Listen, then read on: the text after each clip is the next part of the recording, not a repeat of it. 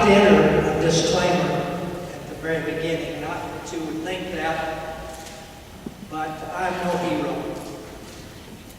I'm one man who has taken a journey, just like you are one person who has taken your journey. My journey had a few ups and downs, and we will talk about that. But I wanted to enter that disclaimer, as one person said, before I start speaking, I want to say this. I want to get historical this morning. In January of 1963, there appeared in the Voice of Methodist in Mississippi, the Mississippi Methodist Advocate, a statement.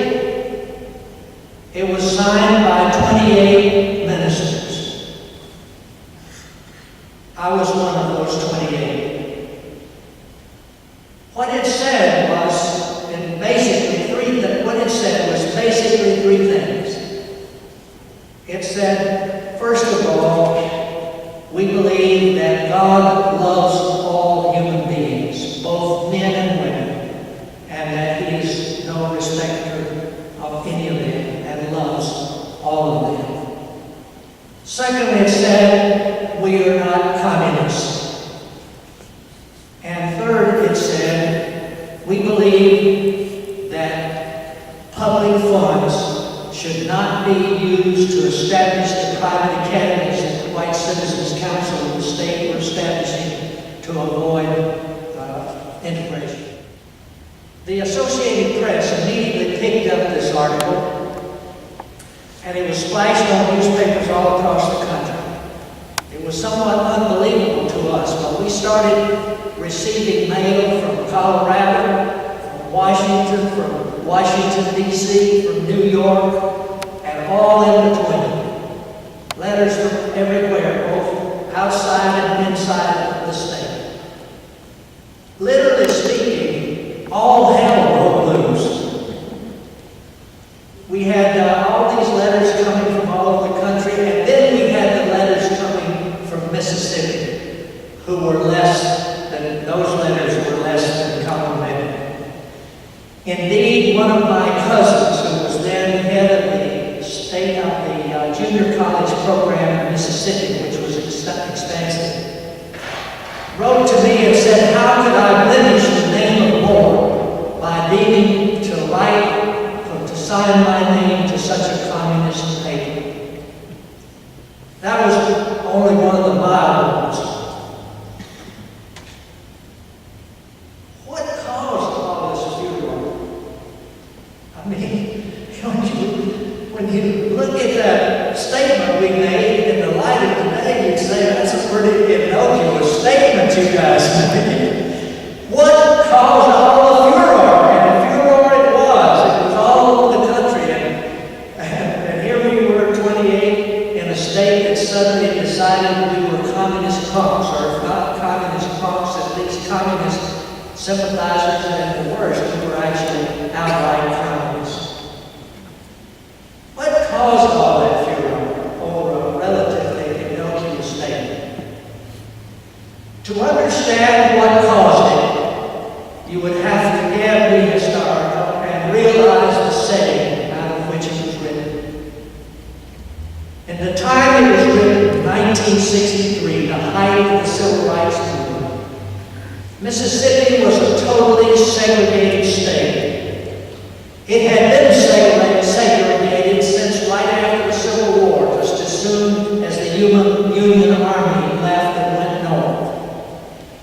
Mississippi was totally segregated. The schools were segregated. The churches were segregated. The movie houses were segregated. A black could not eat in any restaurant or sleep in any motel or any hotel. When they boarded the bus, they were sent to the back of the bus. When a young white kid like myself walked down the sidewalk of a street in the South, if a 90-year-old black woman saw us coming, she would get up clear off the side, knowing that if she didn't, somebody might punish her.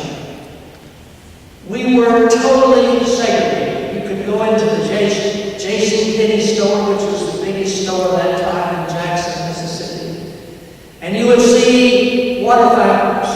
One said color, they didn't say black or they didn't say use the N-word, but they used the word color.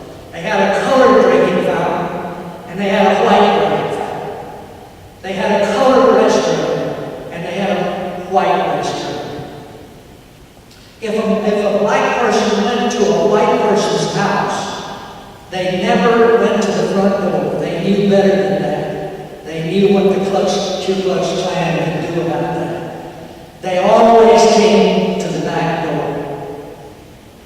You name it, and we were segregated in Mississippi. Within a few months of signing the statement, 20 to 28 had left the state. We went all over the country. All over the country. We were in Indiana, we were in Florida, we were in New York, we were in Colorado. And 13 of us, in 1963, the June Conference knocked on the door of the California, what's now the California Pacific Annual Conference. 13. We were dubbed by the other ministers of this conference as the Mississippi Mafia. But we were welcome. And I went to Glendale. Justice roll down like water, and righteousness like a flowing stream. Let justice roll down